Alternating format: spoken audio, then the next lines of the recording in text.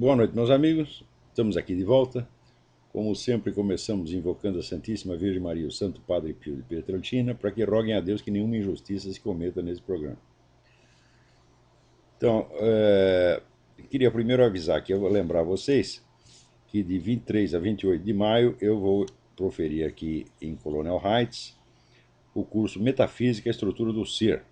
O curso será, desta vez, realizado na casa da professora Margarita Noyes, onde há um belo auditório para conferência, com uma grande sala de aula, uma sala de estar e há instalações para acomodar até 16 estudantes. Vamos dizer, a despesa então será menor do que se vocês ficassem num hotel.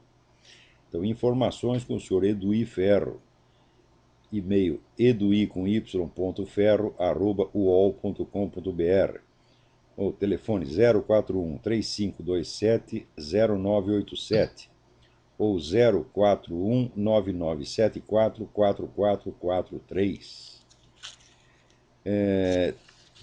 Também queria convidar vocês para o curso Princípios de Simbolismo e Cosmologia Tradicional, que vai ser proferido pelo meu filho Luiz Gonzaga de Carvalho Neto, o Gugu, em São Paulo, na rua Joel Jorge de Melo 102, Vila Mariana, bem próximo à estação metrô Santa Cruz, linha azul. Eu não sei que negócio é esse de linha azul, né? Faz tempo que eu não estou aí. Então, o horário será das 9h30 da manhã às 17h30. Então, inscrições e outras informações pelo telefone 011 4655 3125, com o organizador, que é o meu outro filho, Thales de Carvalho.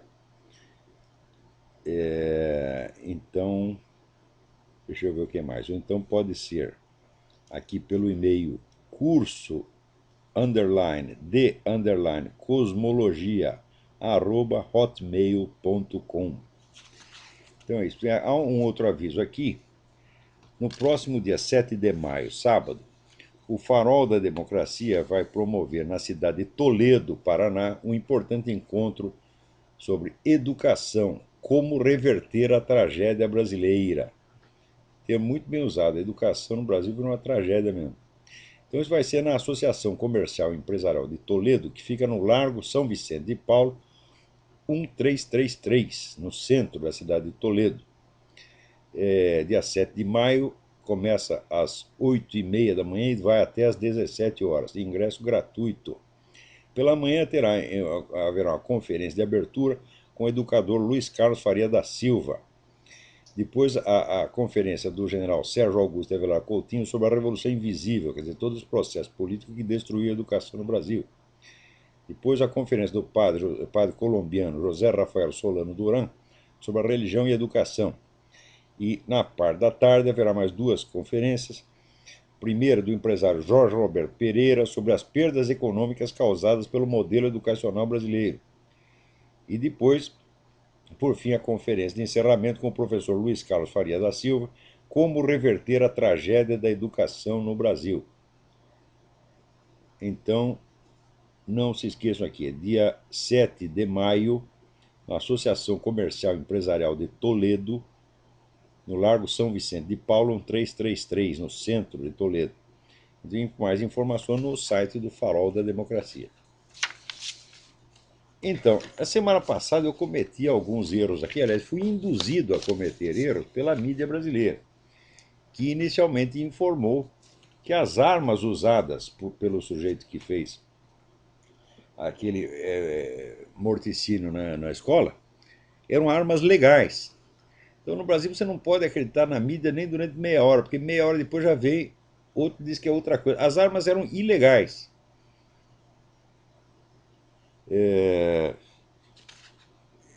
Então é curioso, quer dizer, o sujeito pratica um crime monstruoso com armas ilegais e a conclusão que se tira é que tem que tomar da população as armas legais.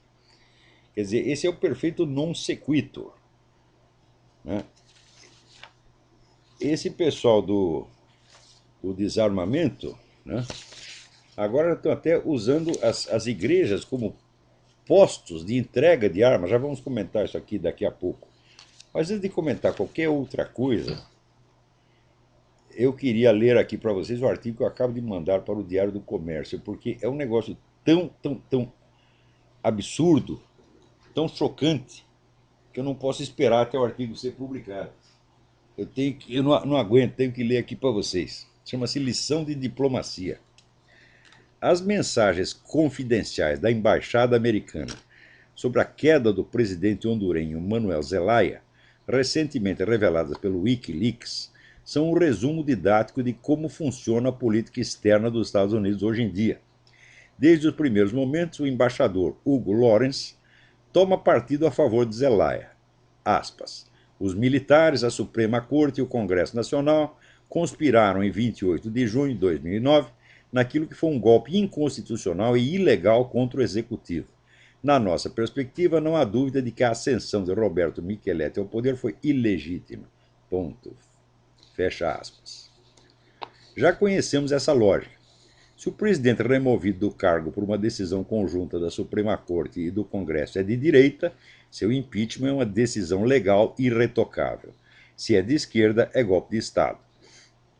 Pouco importa que em seguida venham eleições regulares e os supostos golpistas entreguem pacificamente o poder ao presidente eleito, como aconteceu em Honduras. Golpe de Estado é, golpe de Estado será eternamente. Mas no caso houve um detalhe a mais.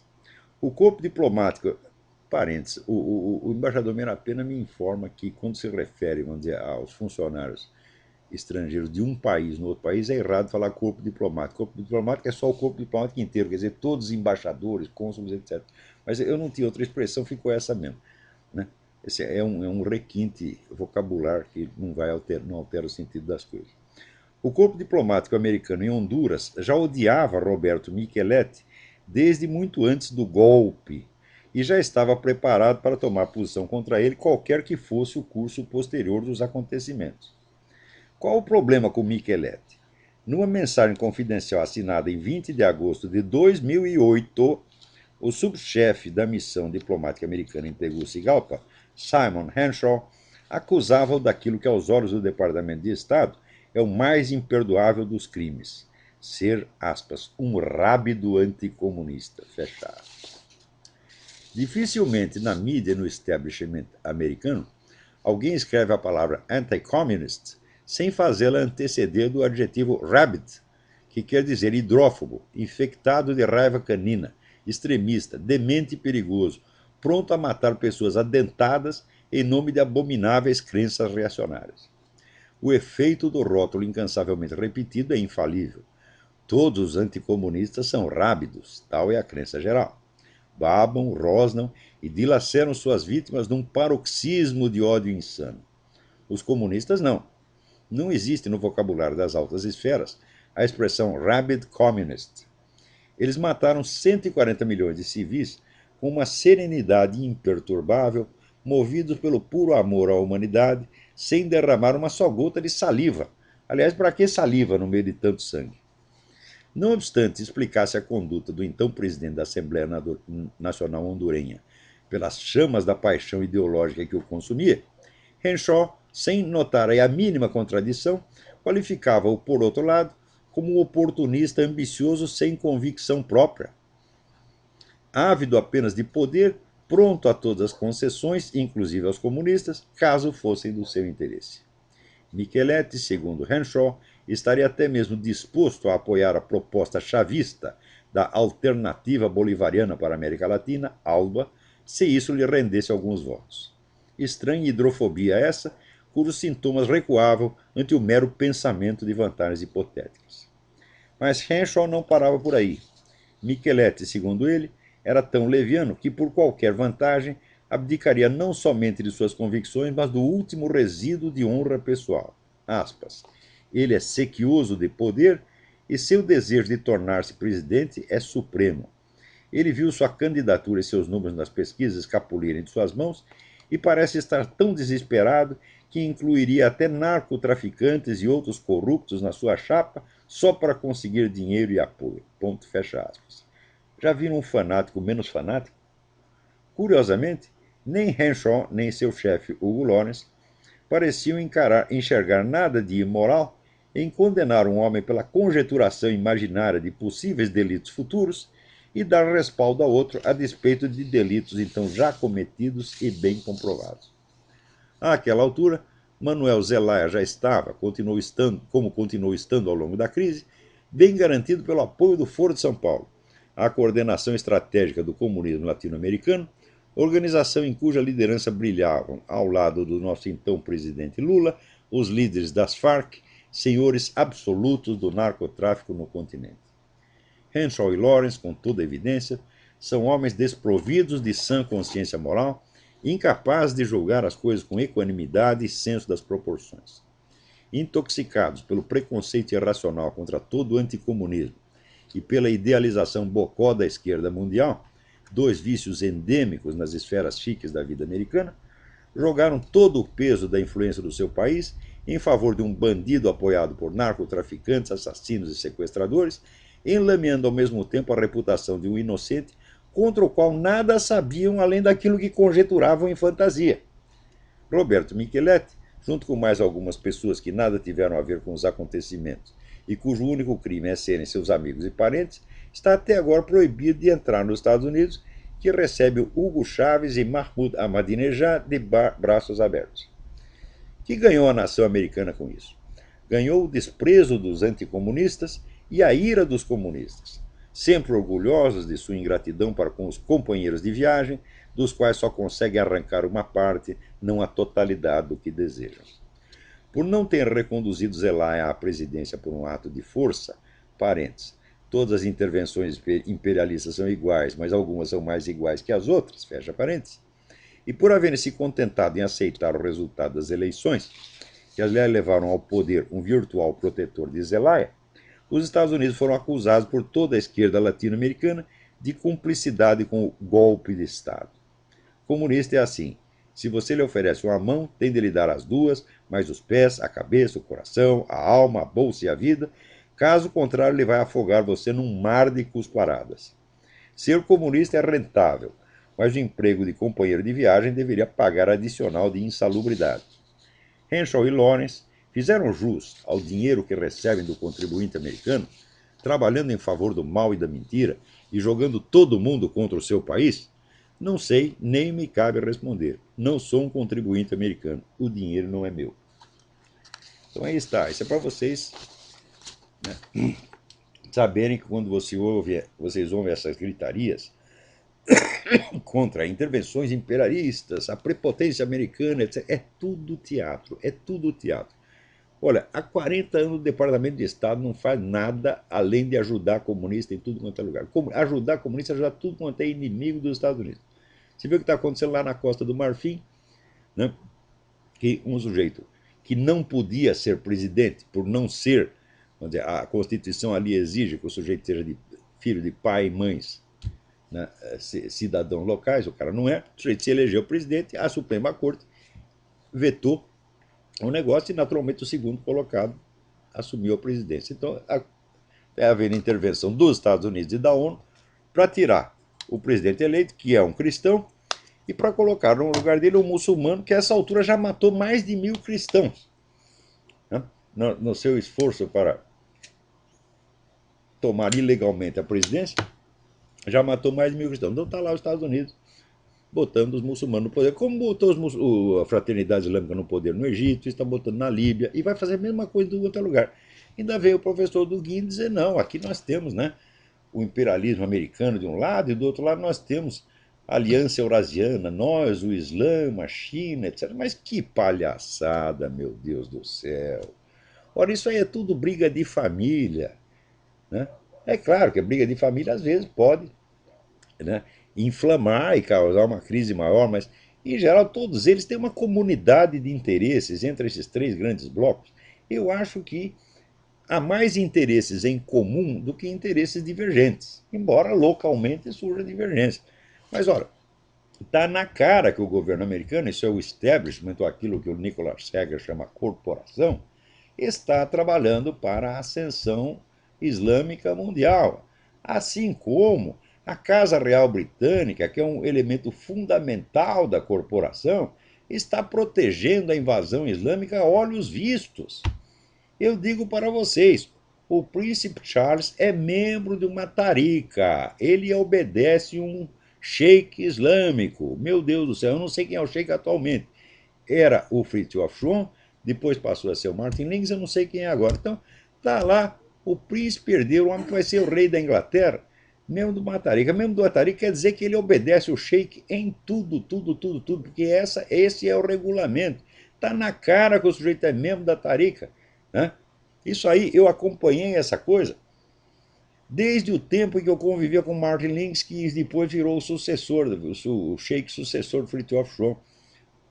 Então, tá lá, todo dia sai mais uma lei protegendo o muçulmano e esculhambando o cristianismo na Inglaterra. Então, como é que é? Que hostilidade é essa, vamos dizer, entre, né, poderes marítimos e poderes terrestres? Mas que palhaçada, meu Deus do céu. Olha aqui, olha aqui. Esta semana o Aaron Klein, no WorldNet dele, nos informa que a senhora Dalia Mogahed, nomeada pelo presidente Obama como sua conselheira em assuntos de fé, participou de um projeto cujo goal era definir, interpretar e implementar o conceito do Estado Islâmico nos tempos modernos. Quer dizer, a mulher está trabalhando, evidentemente, num projeto de implantar o Estado Islâmico, e esta é nomeada pelo Obama como sua conselheira em matéria de fé. Vai dizer que o Obama é cristão? Cristão o caralho, porra. A única igreja que ele frequentou foi daquele pastor maluco lá, que pastor comunista, né? O sujeito ouve lá durante 20 anos a pregação da teologia da libertação, e depois de 20 anos ele diz: ah, eu não sabia que ele era radical. Puta merda, a história do Obama é tudo falso, tudo do começo até o fim, né? Quer dizer, esse problema da certidão do nascimento. Aqui, pergunta. Marcel André Gonzato pergunta. No programa Tronto Speak, você citou o nome de um senador ou governador do Havaí que encampou a exigência da exibição da certidão integral do Obama. Você ou um dos seus auxiliares poderia me passar o nome do político, se possível com uma fonte? Olha, eu sou o único jornalista brasileiro do qual se pede fonte. Hã? Escuta, meus filhos, eu vou dizer uma coisa para você. Num artigo jornalístico, você tem 30 ou 40 linhas para escrever, não pode mais nada. Se você for botar todas as fontes, consome o artigo inteiro. Ninguém dá fonte de porra nenhuma. É privilégio do jornalista não citar as suas fontes. Acho que as pessoas não sabem mais disso. Citação de fonte é importante em livros de história, de sociologia, etc. No jornalismo não é. O jornalismo é uma informação provisória que subentende que o leitor vai buscar mais informação por sua conta.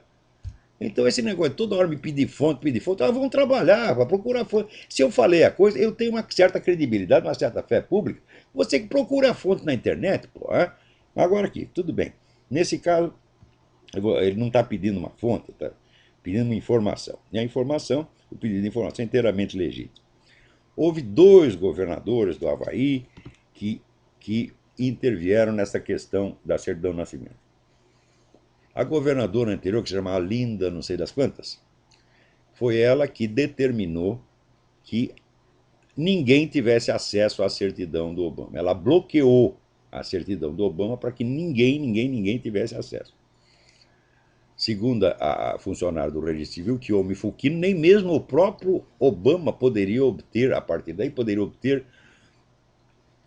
uma cópia da certidão. Ele poderia ir lá e olhar a certidão no registro, mas não poderia tirar a cópia. Veja você o bloqueio que foi feito, né? E ainda essa senhora Kiyomi Fukino tentava dar a impressão de que esse bloqueio era tradicional no Havaí, quando não era. Tinha sido feito meses antes por essa governadora Linda. Pô, esqueci o sobrenome da mulher.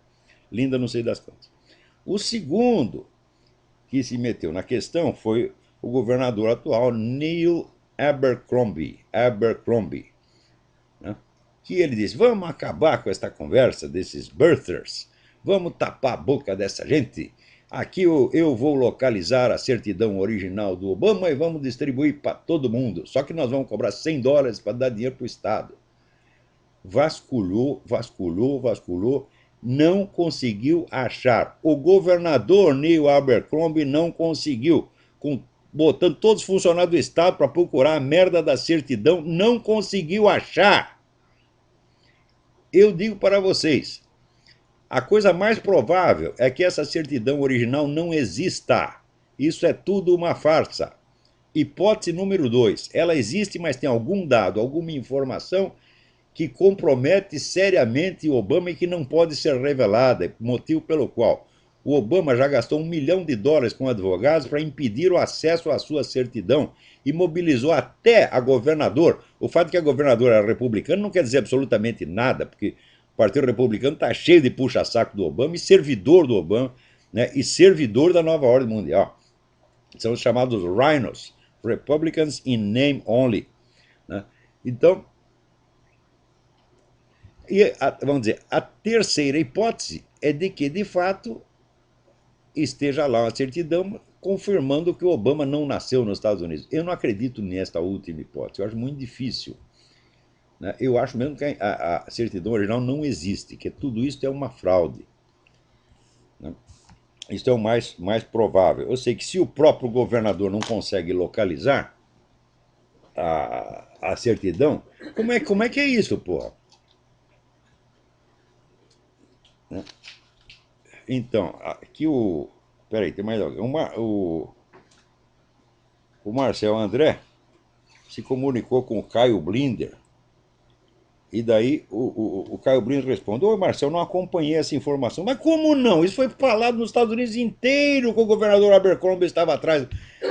O cara anunciou aos quatro ventos que ia localizar a certidão e tapar a boca dos birthers, distribuindo milhões de cópias da certidão, e depois ficou quietinho porque não localizou nada. Como é que o Caio Blinder que está aqui? Eu estou falando, olha, serviço de correspondente nos Estados Unidos é o seguinte: consiste em dormir até 2 horas da tarde e depois recortar umas noticinhas do New York Times e mandar para o Brasil. É isso que é serviço de correspondente no Brasil, de jornal brasileiro nos Estados Unidos. O único correspondente que trabalha é este que vos fala, tá? Que eu, só para fazer este programa, eu seleciono uma centena de notícias toda semana de todas as fontes possíveis. Já vou fazer comentário a respeito de fontes daqui a pouco. Porque se você se atém às fontes chapa branca, isso significa que você quer mentir. Agora, no Brasil, o julgamento de fontes virou invertido. Né? Quer dizer, as fontes chapa branca, que todo mundo sabe que já está comprometida a esconder certas coisas, são as únicas aceitas como confiáveis no Brasil. Essas são as fontes oficiais. Quer dizer, o oficialismo brasileiro chegou a esse ponto. Né? Então, se não saiu no New York Times ou na CNN, não existe. Ora, isso é a inversão completa do sentido do jornalismo. Porque o jornalismo é pesquisa, é investigação. E é, sobretudo, investigação daquilo que ninguém sabe, não daquilo que todo mundo já sabe, porra. Quer dizer, como é que o sujeito vai noticiar só aquilo que já saiu no New York Times ou na CNN? E pior, vai ser elogiado por isto. Ah, porque ele usa fontes confiáveis, o New York Times, a CNN. O que é isso? Isso é o antijornalismo. A mente brasileira está completamente invertida. É a obrigação do jornalista buscar em todas as fontes possíveis e imagináveis. Naturalmente, esta é a única maneira de você descobrir a verdade, você confrontando uma fonte com a outra e comparando, e usando tanto as fontes oficiais como as extraoficiais e antioficiais. Isso é obrigação estrita do jornalismo. Eu estou cumprindo essa obrigação, que é tradicional no jornalismo. Olha, eu tenho aqui, não sei quantos anos eu tenho de jornalismo, mais de 40 anos de jornalismo nas costas. Entendeu? Eu sei o que é jornalismo, trabalhei em um monte de jornais brasileiros. Tive uma carreira invejável, muito bem sucedida no jornalismo, tá certo? Nunca recebi uma única crítica de nenhum chefe meu, tá certo? Ao contrário, só louvores desde o começo. Então, nesse negócio de jornalismo, eu tenho autoridade para falar. A obrigação do jornalista é pesquisar todas as fontes e não ficar repetindo fontes oficiais. E, curiosamente, eu tenho sido criticado justamente por praticar o jornalismo. Né? Outro dia aparece esse rapaz aí, o tal do Dídimo, né? Epidídimo, a inflamação no epidídimo. Epidídimo é aquele canal que conecta a bola do saco com o pinto. Então, o epidídimo está inflamado, reclamando. Ah, ele cita fontes que não são respeitáveis. Olha aqui, fonte é uma coisa, autoridade é outra. Vocês podem vasculhar toda a minha obra e vocês verão que eu quase nunca, não posso dizer que nunca, mas quase nunca, cito fontes como autoridades, isso é, a palavra do seu fulano para legitimar o que eu estou dizendo. Eu cito fontes como fontes, isso é, fontes de informação. Informação que devem ser confrontadas umas com as outras e não cridas sob palavra. É a coisa mais óbvia do mundo. Agora, no Brasil isso não existe mais. A fonte, no sentido de informação, não só existe a fonte como autoridade. Tá certo? Então, eu me lembro quando eu era jovem, né, era considerado até obrigação do estudante, do postulante a intelectual, contestar as fontes oficiais, contestar a palavra dos seus professores e investigar por conta própria. Hoje em dia, não. Tão logo a esquerda tomou conta do establishment universitário brasileiro, ficou feio você contestar um professor. Quer dizer, o professor virou autoridade papal. Quer dizer, é uma subserviência nojenta, abjeta. É uma coisa sabe, esses meninos que ficam mijando nas calças. O professor fala um negócio e já tudo mijo nas calças. É uma coisa nojenta. É o contrário do espírito científico, é o contrário da razão, é o contrário do jornalismo, é o contrário da busca da verdade. E os caras ainda se orgulham disso. Ah, o Olavo cita fontes que não são respeitadas no meio acadêmico. Ah, vai pra merda, porra. Que coisa de. Que viadagem intelectual mais nojenta. Em primeiro lugar, veja, esse Epidídimo e outros do mesmo teor, eles são tão ignorantes que eles acham assim: qualquer novidade, qualquer obra importante que saiu, imediatamente o meio acadêmico inteiro toma consciência daquilo. E aquilo vira objeto de discussão. Eu digo, ora, meu Deus do céu. A obra do Eric Voegelin levou 50 anos para ser comentada no mundo acadêmico. Mais ainda, a obra de Karl Marx. Você não encontra antes de 1910, quer dizer, 30 anos depois da morte de Karl Marx, você não encontra menções a Karl Marx no mundo acadêmico. É normal que seja assim, porra. Então, isso quer dizer que o consenso do mundo acadêmico só nos informa de coisas que são usuais, banais e costumeiras. E não, quer dizer, da pesquisa de vanguarda, da pesquisa de ponta, das novidades criativas, nada disso. Também não é necessário levar em conta, vamos dizer, a autoproteção corporativa, que às vezes boicota e some com trabalhos. Né? Isso é assim, não é de hoje. Você, no século passado teve um sujeito, né, que é um médico, cirurgião, que ele viu que morria muita gente de infecção nas operações, esqueci o nome do cidadão. Ele viu que morria muita gente de infecção nas operações e ele desconfiou que isso era por causa de contaminação pelas mãos dos médicos. E ele sugeriu que os médicos lavassem as mãos antes de iniciar uma cirurgia. Por causa disso, o senhor foi boicotado, foi excluído da vida acadêmica e sofreu tanto que morreu louco. Isso é o meio acadêmico. Será que vocês não sabem que é assim, porra? Quer dizer, por que essa subserviência bocó?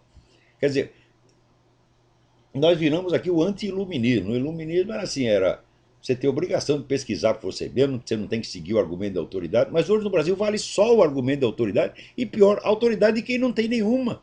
Se você pegar esse meio acadêmico brasileiro, né, o, o pessoal assim, só acredita no que o professor disse. Quer dizer, não procura um livro. Não, claro, você não lê livro nenhum. É melhor ouvir o professor e seguir ele. Senão você vai ter que ler livro. Ai, que sofrimento horroroso ler livro, né? Então, outro dia aparece um bocó de mola dizendo: não, esse Olavo não entende nada de filosofia brasileira, ele nem conhece o Newton da Costa, ele não conhece nem o Demetrio Magnoli. Ah, vai pra puta que te pariu, moleque! Porra! Ah, tá lá o meu irmão fazendo uma pesquisa junto com o Newton da Costa faz anos, porra. Eu citei o Newton da Costa há 30 anos atrás. Agora, Demetrio Magnoli, filósofo? Ah, você tá brincando, porra? Ah. O cara é um geógrafo apenas. Um geógrafo e comentarista político. De filosofia ali não tem absolutamente nada. Né? Agora, esse bando de palpiteiro. Olha, esse negócio de Orkut, as redes sociais, por um lado é bom, porque você faz amigos, conhece gente interessante, mas por outro lado, aquilo é um depósito de besteira. Né? É, assim, é a privada universal, porra. Todo mundo pega um pouco de merda mental e joga lá. Né? Então, olha, tá aqui. Quer dizer, o Caio está fazendo uma confissão de incompetência. Caio, você tem obrigação de saber essa. Aliás, acabei de mandar também para o Diário do Comércio um artigo, né, comentando as coisas que o Caio Blinder fala sobre a certidão, o Caio Blinder é apenas um crente, ele é um crente do obamismo. Ele não sabe nada, se ele não sabe nem sequer que o governador Abercrombie prometeu localizar a certidão e não conseguiu, então não sabe nada sobre o caso da certidão. Ele está falando na base da pura fé, o que para mim é uma vergonha, porque isso qualifica o Caio Blinder quase como um traidor, porque o seguinte, o Obama é o presidente americano mais anti-Israel que já existiu na história. E o Caio Blinder, que é judeu, tem obrigação de defender os seus patrícios que estão lá se fudendo embaixo das bombas palestinas, tá entendendo? Em vez de ficar aí puxando o saco de Barack Obama. Que coisa mais vergonhosa, porra. Espera aí. Tem alguém na linha. Quem é?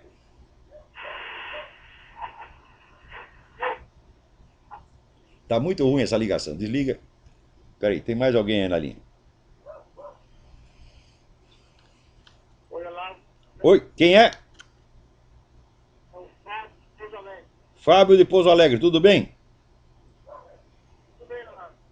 Eu gostaria de comentar sobre a novela do SBT, Amor e Revolução. Ah, sim.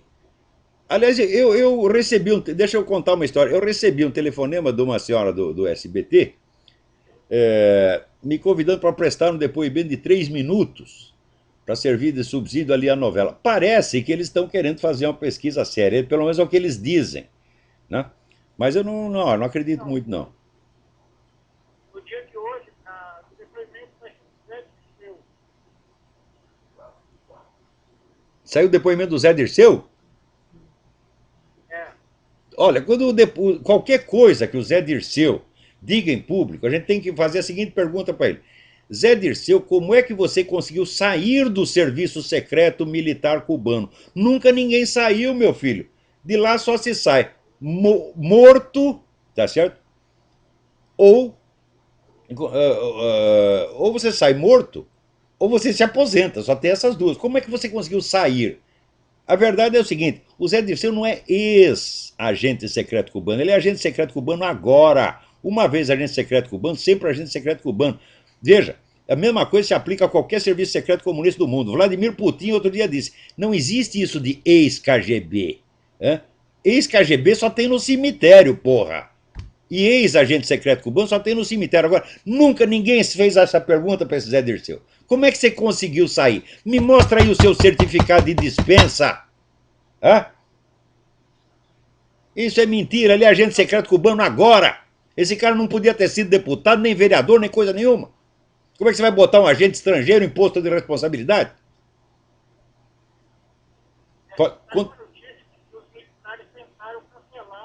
Cagada militar. Não é assim que se faz. Ô milicos, vê se vocês aprendem. Se vocês pedem para censurar a novela não será censurada e ainda vocês vão sair queimados na história. Não é assim que se faz. Deixa a novela sair, junta a documentação e processa os filha da puta. O Exército Nacional tem obrigação de processar. Eu digo isso há 20 anos e esses merda desses comandantes nunca se mexeram para fazer isso. Então, quando sai mentira contra as Forças Armadas, o que faz os comandantes? Emite uma notinha oficial que só milico lê. Isso é coisa de viado, minha gente. Isso é viadagem. Isso é boiolice. Se vocês fossem machos, se fossem patriotas, vocês processariam todos aqueles que têm espalhado mentira contra as Forças Armadas. Mentiras que eu mesmo comprovei e investiguei, descobri tanta farsa ali e dava de bandeja para as Forças Armadas. Olha aqui, elemento suficiente para comprovar a intenção maliciosa, a má intenção do mentiroso. Tá aqui tudo pronto para vocês processarem e botar o filho da puta na cadeia. Se tivesse processado 3 desses, acabava a onda. Mas as Forças Armadas sempre foram covardes perante os seus inimigos. Nas Forças Armadas só quem presta é aquela meia dúzia de oficiais da reserva que estão no grupo Inconfidência e que estão no Ternúnima. Olha, são os velhinhos admiráveis. Eu amo vocês, gente. Vocês são gente séria, vocês são patriotas, vocês são honestos, né? Agora, o resto, esses que estão no comando, Tudo um bando de boiola, covarde, vendido, filha da puta. E digo isso na sua cara aqui, General Peri. Aparece na minha frente, eu cuspo na sua cara, porque você é um puxa-saco de comunista. Tá aqui, essa semana se comprovou que a VAR Palmares, organização a que pertencia a dona Dilma, estava lá com um plano para matar militar. E agora estão vocês aí puxando o saco da Dilma. Isso é uma falta de vergonha, isso é uma coisa nojenta. Isso não quer dizer, olha aqui minha gente, não venha dizer que eu sou um adepto do regime de 64. Não. Eu tenho feito críticas pavorosas ao regime de 64, tá certo? Inclusive de ter destruído toda a classe política conservadora, de ter destruído carreira brilhante como a de Carlos Lacerda, tá certo? E, portanto, enfraquecendo a classe política e deixando a solto, deixando que todo o espaço pronto para quê? Para ser ocupado por Leonel Brizola, por toda essa putada que veio depois do exílio, né? Eu não sei o que os demais ouvintes que moram no Brasil estão achando da novela. Eu assisti pedaços de 2 episódios. Eu percebi que a trama está muito bem bolada com a ficção. Mas tem ali, para setembro ali, onde tem, assim, pro lado. Mas é claro, ali é claro, né? Essa turma do Silvio Santos, eles precisaram recentemente de um socorro financeiro, receberam socorro financeiro do governo. Estão pagando o favor. E no Brasil é isto. Exatamente, exatamente. Tudo isso é uma putaria. Quer dizer, o Brasil está baixando, vamos dizer, um nível de sem vergonhice, de descaramento, como nunca existiu no mundo. Não é assim, é só a taxa de corrupção oficialmente rotulada como tal. Não, é a degradação psicológica, moral das almas. Não tem mais homem nesse país, só tem boiola, é um negócio medonho, medonho, medonho. Verdade. Professor, muito obrigado. Obrigado você pela colaboração. Então, olha, pessoal do SBT, eu vou dar o meu depoimento aí, tá certo? Mas é o tal negócio, vocês pegam 1000 depoimentos que puxam o saco dos comunistas, daí pegam um ou dois que... Isso é a mesma política que fazia no Globo. Tinha 100 colunistas de esquerda, daí, nós precisamos botar um de direita para disfarçar. Daí me deixaram lá escrever no Globo durante 2 anos, né? Mas daí eu comecei a escrever inconveniente, quer dizer, em vez de dar só opinião, eu comecei a dar informação sobre o Foro de São Paulo, daí os caras ficaram putos. Isso não pode, né? Então, olha aqui, o Carlos Velasco me escreve, né? Ele diz que notou que na argumentação do professor Duguin é usada a velha dicotomia inventada com a história da Guerra do Peloponeso, onde o Império Marítimo Atenas, expansionista por natureza e portador de um regime revolucionário, né, entra em choque com outro, com o poder militar terrestre, Esparta, interessada apenas na manutenção do status quo. Então ele diz, isso aqui como é que se diz? É um chavão que já tem 2 milênios. Né? Então o professor Duguin está se apoiando nisso. Por outro lado, ele informa aqui que o livro do Gavin Menzies sobre a viagem chinesa às Américas já foi desmentido pelos próprios acadêmicos chineses, que são bem nacionalistas e teriam interesse em dizer o contrário. Então vale a pena pesquisar a respeito do assunto. Né?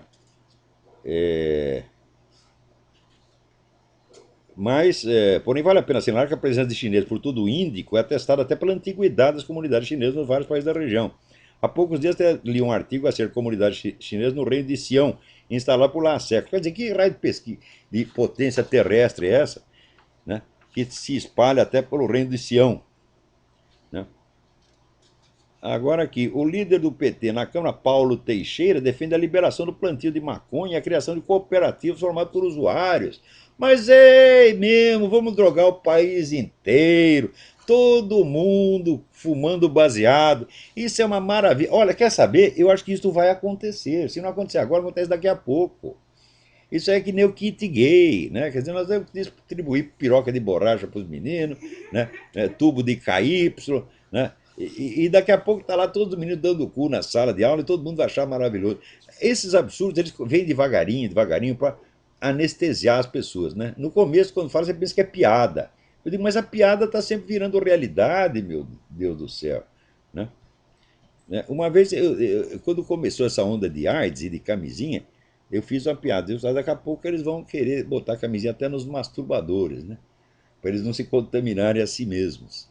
Pois não é que passam uns meses, estou eu lá num debate na TV do Rio Grande e veio um cara do Ministério da Saúde dizendo, não, nós estamos recomendando que as pessoas se masturbem com camisinhas para aprender. Falou, a minha piada virou realidade na minha frente, porra! Né? Plantio de maconha. Vai plantar maconha você, rapaz. Alô? Senhor Olavo? Sim, Bem, Felipe Maricator de Porto Alegre. Felipe, tudo bem? Tudo bem. Professor, então, eu peguei uma notícia aqui, segunda-feira, na rádio, naqueles notícias bem rápidas de televisão. Depois eu procurei nos jornais até hoje, aqui de Porto Alegre, e nada.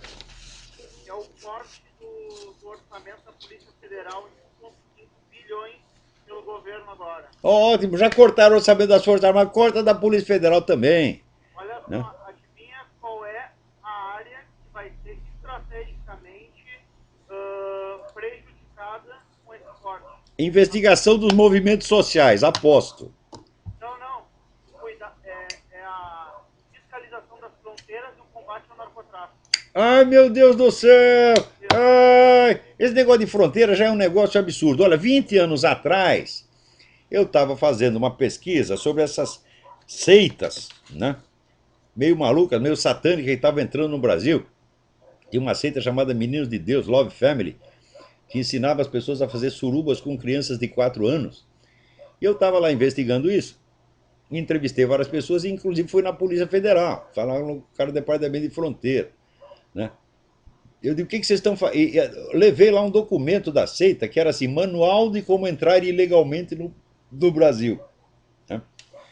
Daí mostrei aquilo pro cara e falei, o que vocês estão fazendo? Ele disse, você sabe quantos funcionários eu tenho aqui, meu filho? Eu tenho 5 funcionários. Né? Isto aqui é o verdadeiro ímen complacente. Passa até uma piroca de rinoceronte e ninguém nem sente nada. Então, continua a mesma coisa, porra. Não, o governo é narcotraficante, né? Isso é uma Mas coisa. é claro que é narcotraficante. Não, Atenção, sócio das Farc é narcotraficante, é cúmplice do narcotráfico e a parceria entre PT, governo brasileiro e Farc não é uma conjetura minha, é um negócio oficial, está nas atas do Foro de São Paulo. O seu Lula da Silva presidia a Assembleia do Foro de São Paulo do lado do Manuel Marolanda, que era o comandante das Farc. Como é que vai dizer que não tem nada com as Farc? Como é que duas organizações presidem uma assembleia, fazem plano junto e não tem nada a ver uma com a outra? Meu Deus do céu! Quer dizer, quanto. não, é uma. Olha aí, Forças Armadas, vocês estão sabendo disso? O que vocês vão fazer, o General Peri? Né? Porra, Você está ali para defender a Constituição e tu está defendendo os teus patrões. Puxa saco, vagabundo. E digo na tua cara, espero a oportunidade. Apareceu o General Peri aqui em Washington, por aqui, eu vou lá e vou cuspir na cara do desgraçado. não, então assim, ó, eu procurei nos jornais, né, pô, tem que aparecer uma notícia no jornal, pelo amor de Deus, uma informação mega importante. Cheguei a ter uma reportagem de 20 páginas, né? Nada, nada. Já tá fazendo 5 Nada, é um bloqueio total. É como o Obama aqui, rapaz. Cara, como é que um editor pega isso aí e não, como é que os caras vão. Agora, vou dizer uma coisa para você: jornal brasileiro, isso aqui, vamos dizer, são dados do próprio sindicato das empresas jornalistas. Os jornais hoje vendem a mesma coisa que vendiam na década de 50. A população quadruplicou. Os jornais não vendem um exemplar a mais. E não é para vender mesmo. Quer dizer, o povo já rejeitou essa gente. O povo despreza os jornais, o povo despreza os jornalistas. Não presta mais mínima atenção no que eles dizem e não é para prestar atenção mesmo. Pois é, professor. Professor, olha só, eu estava discutindo com o pessoal ateísta aqui em Porto Alegre, que estava numa mesa de bar conversando, discutindo. Eu sou agnóstico, mas por talvez não ter maturidade espiritual para uma coisa, eu sou agnóstico. Mas não sou ateu, porque eu acredito que a pessoa tem que ter muita fé para ser ateu. Né? Tem que ter acreditar muito para dizer que não existe, né, alguma coisa. Então tem que ter muita fé. E os caras fazem uma campanha fortíssima contra símbolos religiosos, nos órgãos federais, contra para... São tudo fanáticos satanistas. Quando você vai ver, todos esses pretensos ateus, tudo pertence à sociedade secreta, sociedade esotérica, tá tudo lá fazendo rito, porra. Eles não são ateus merda nenhuma, são satanistas, porra. Se eu fosse ateu, não teria que estar te preocupando com Olha, isso. por exemplo, você disse que é agnóstico. Ser agnóstico é um direito do ser humano, porque ser agnóstico é estar em dúvida. Ou seja, dizer, olha, eu não sei, estou investigando, estou esperando para ver se chega uma conclusão. Isso é até uma prova de honestidade. Quer dizer, o sujeito não sabe, não tem certeza, então ele não opina. Agora, o ateu militante é a pior raça que tem, inclusive porque a maior parte deles não são nem ateu, coisa nenhuma, são todos satanistas. Cara, é melhor o evangélico do que um ateu militante. Porque é o seguinte, o ser agnóstico é uma questão de sinceridade. Você ainda não sabe. Agora, tem muita fé para ser ateu. E, tipo, um ateu, eu acredito que um ateu de verdade não tem que se importar com um símbolo estrelado na parede. Aquilo ali é uma obra de arte. Mas é claro, se ele acha que o símbolo é inócuo, né? Se ele acha que Deus não existe, então o que importa ter o símbolo lá? Não é honestidade com ele mesmo, pô. Se aquilo ali não significa nada, é só um quadro na parede, uma obra de arte. Não, e outra coisa, se a religião absolutamente majoritária da população não tem o direito de expor os seus símbolos, que direito tem o PT de colocar uma estrela? Hã? Claro, pô. Que é isso, porra? Olha, não vem dizer que o PT não é uma organização religiosa, porque o PT é teologia da libertação. O PT nasceu da teologia da libertação. Ele é a teologia da libertação, vamos dizer, cristalizada em movimento político. E o apelo, eles sempre usaram o apelo religioso o tempo todo para enganar a trouxa. Eu, se eu fosse deputado, eu ia pedir para tirar a cara da Dilma da parede e botar uma cruz ali, pelo amor de Deus. Mil vezes melhor. Não, botar o retrato da Dilma, isso pra mim já é pornografia, tá entendendo? Você tem que tirar as figurinhas de sacanagem daí, pô. Isso aí é maior sacanagem do que a dona Dilma. Não tem. Né? Para mim é humilhação ter um retrato da Dilma e o do Lula na parede. Ah, professor, você viu que quem está a fim de ser presidente aí no Brasil? Quem? Luciano Huck. Luciano Huck. Luciano. Ah, ótimo. Por que não o Tiririca também, porra? Hã? Não, porra, o cara tem um quadro do Fidel em casa e do Lula. Então, quer dizer, Mas é tudo isso aí, ricaço chique, toda essa esquerda chique, né? Tudo um puxa-saco do Fidel Castro. Puxa-saco do que existe de pior. o filho dele ia puxar o saco do Fidel Castro. Pariu, né? E aí o negócio tá bravo, viu? Ô, professor, olha só, o senhor falou uma vez no podcast que para a pessoa estar atualizada sobre um assunto que está estudando, tem que ler uns 80 livros por ano. No mínimo. É. No mínimo. Quer dizer, um especialista, um estudioso, um scholar, na sua área, ele tem que ler 80 livros. Mas assim, professor, eu, por exemplo, particularmente, eu sou uma pessoa que leio devagar, eu não tenho a habilidade de ler ultra rápido um livro. Então, as pessoas dizem, peguei um livro de 300 páginas e li em uma tarde. Sim, mas olha, veja, por exemplo, para um especialista de uma área, a leitura de um livro da sua própria área é uma coisa fácil. Não é difícil você se manter informado. Agora, se você pega um clássico da filosofia, você vai ter que ler devagar. Eu estou falando 80 livros da sua área de especialização, que você lê rápido, lê às vezes num dia. Eu pego essas pesquisas históricas, eu leio num dia, porra. Por quê? Porque eu já estou acostumado com o negócio, metade do assunto eu já sei, então nunca é totalmente novidade. Né? Então, professor, não é uma questão assim que o senhor tem uma leitura dinâmica. Não, não, não. Não, não, não. Eu sou inteiramente contra a leitura dinâmica. Pois é, isso que eu lhe perguntar, porque eu imagino ter essa capacidade de abstrair todos os que tem do texto fazendo essas leituras dinâmicas. Existem textos que você pode ler rapidamente, quando você já está familiarizado com o assunto. E é isso mesmo que eu estou me referindo. Li, por exemplo, um geógrafo lendo um livro de geografia. Ele tem que ler rápido, porque ele já está enfronhado no assunto. Agora, se você vai ler, sei lá, se você vai ler os Lusíadas do Camões, fala, você vai ter que ler devagar, meu filho, não tem outro jeito. E, professor, eu ia viajar hoje, mas eu resolvi ficar para o programa que eu queria lançar essa questão da Polícia Federal aí, que é um absurdo. Então, obrigado aí pela sua colaboração. Boa noite, vou continuar na escuta. Abraço. Abraço. Olha aqui, estou falando de mídia. Por exemplo, esse massacre na Costa do Marfim, não sai uma linha na mídia americana. Pode procurar no New York Times, pode ver na CNN, não sai nada. Quer dizer, olha, vocês precisam se meter na cabeça o seguinte. Nos últimos 30 anos, os grandes grupos do globalismo, né, euro-americano, compraram todas as grandes empresas de mídia e instauraram a uniformidade. Agora, curiosamente, no Brasil é esta uniformidade que representa a autoridade. O simples fato de a imprensa ser unânime num certo ponto é coisa que deveria suscitar suspeita, porque o normal é os jornais divergirem, um contestar o outro. Agora, se está todo mundo dizendo amém, isso já é suspeito. Agora, no Brasil, esse país de puxa-saco, tá certo? De boi de presépio, né? Todo mundo diz amém. E quer, não, queremos as fontes respeitadas. Ah, respeitada por puta, bandido, traficante. Né? Agora, quando você quer informação, você tem que procurar primeiro as fontes locais. Onde que você tem que procurar informação sobre a Costa do Marfim? Na Costa do Marfim. E hoje em dia, com internet, você tem às vezes depoimento direto da pessoa que foi vítima do massacre. Né? Então são os próprios cidadãos, é fonte primária, gente. Quer dizer, é incrível. Atualmente no Brasil é o seguinte: se tem um sujeito que dá um depoimento à mídia e o repórter escreve o que ele quer, o que vale é o que o repórter escreveu e não o que a testemunha falou. Quer dizer que a interpretação do repórter vale mais do que a fonte primária. Eles estão todos loucos nesse país, porra. Né? Peraí, tem mais alguém aí na linha?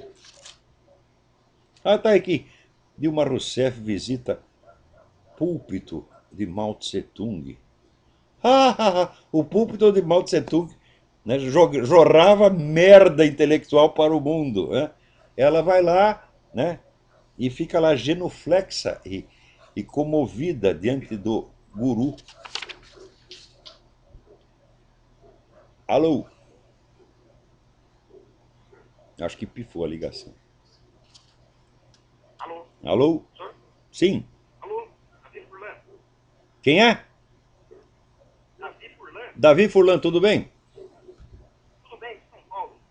Eu queria que o senhor comentasse o seguinte: o senhor acha que o Brasil corre o risco de se tornar um país rico e ignorante? Já é isto, já é. O Brasil é o país mais ignorante do mundo. Os nossos alunos têm sempre os últimos lugares nos testes internacionais. E a universidade considerada melhor do Brasil, que é a USP, está em 232º lugar na escala das melhores universidades. Quer dizer, tem a universidade da Tailândia, da Zâmbia, da Serra Leoa, que é melhor do que é melhor do Brasil. Outra coisa, veja, a nossa literatura vai fazer mais de 40 anos que o que se escreve no Brasil não reflete nada da realidade brasileira de hoje. Nada. O pessoal só escreve, sabe o quê? Os nossos escritores estão escrevendo sobre a ditadura militar. É? O que tem de livro, de choradeira sobre a ditadura militar, que aqueles assassinos, vagabundos que foram assassinados por sua vez, estão todos chorando, né? Os amigos dele estão todos chorando. É só disso que se escreve. Nada do que está acontecendo no Brasil, essa invasão do narcotraficante, a parceria PT-FARC, tá certo? O mensalão, nada disso vira literatura. Não há mais literatura no Brasil, é um país sem literatura nenhuma. Isso nunca aconteceu na história humana. Quer dizer, literatura no Brasil é o Paulo Coelho. Se ele é o Paulo Coelho inteiro, o que o Paulo Coelho tem a ver com a realidade do que se passa no Brasil? Nada, é só a historinha que ele tirou do Oriente, que ele se inspirou num guru da Índia. Não tem nada que ver com a realidade brasileira, nada. E isso é o que o escritor típico, representativo do Brasil de hoje. Então a literatura acabou, gente. Então é um sinal de alienação total. O que está acontecendo no Brasil é muito grave. E, aliás, o Brasil é um país rico? Não, um país onde tem bastante rico. Não é isso? O que não tem aí, velho, o negócio da fome, de fato o brasileiro não passa fome. Há muitos anos não passa fome. Há décadas não passa fome, por quê? Você vai ver pela morte por desnutrição, é uma quantidade irrisória. Então, fome zero, mas a fome já era zero, pô. O brasileiro é o seguinte: falta sapato, falta casa, falta encanamento, água limpa, né? Falta condução, falta segurança, sobretudo. O cara não pode sair na rua que leva um tiro. Falta tudo, menos comida, porra. Então estão lá os brasileiros, né, gordinho, mas de tanga, de pé no chão e levando chumbo, porra. Então,